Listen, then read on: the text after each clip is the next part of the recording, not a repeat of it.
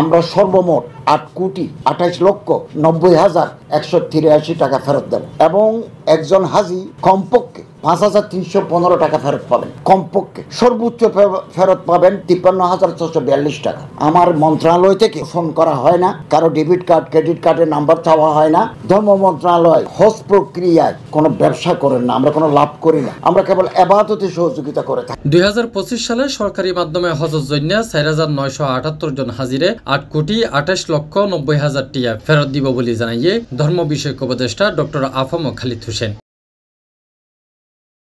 জুলাইয়ের 13 তারিখ রবিবার বাংলাদেশ সচিবালয়ত ধর্ম মন্ত্রণালয়ের সম্মেলন কক্ষ আয়োজিত অজ্ঞা সংবাদ সম্মেলনত তিনি এই ঘোষণা দেয়। 4,978 জন হাজিকে, সরকারি হাজির সংখ্যা হতে 5,000, এর মধ্যে 4,978 জন হাজিকে আমরা সর্বমোট 8,28,90,183 টাকা ফেরত দেব। এই টাকা আমাদের হাতে আছে, আমরা তাদের অ্যাকাউন্টে এই টাকা ব্যাংকের মাধ্যমে BFTN এর মাধ্যমে আমরা তাদের অ্যাকাউন্টে পৌঁছিয়ে দেব।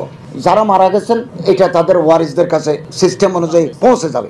এবং এইরূপ টাকা পাঠাতে আমার মন্ত্রণালয় থেকে ফোন করা হয় না, কারো ডেবিট কার্ড ক্রেডিট কার্ডের নাম্বার চাওয়া হয় না। কিন্তু একটা চক্র প্রতি বছর মানুষের কাছে প্রতারণা করে টাকা নেয় যে হজের টাকা পাবেন, আপনি এই করেন সেই করেন, এটা করে, এটা প্রতারণা করে। আমরা বারবার এটা সতর্ক করেছি। সংবাদ সম্মেলনে 2025 সালের হজ ব্যবস্থাপনা অর্জন ও আগামী হজ মৌসুমের পরিকল্পনা তুলে ধরা হয়। ডক্টর খালিদ হোসেন হয় আরা হজ ব্যবস্থাপনা সফলই হজ কর্মকর্তা ও মিডিয়ার সহযোগিতা পাই, আগামীতেও একইভাবে সহযোগিতা পাইম বলে আশাবাদী।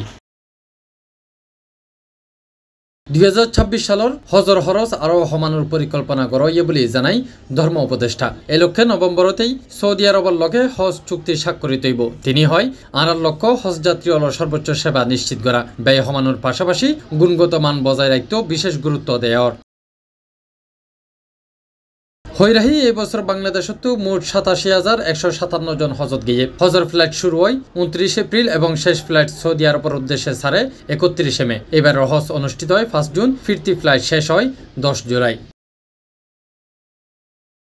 C+ TV, Chittagong.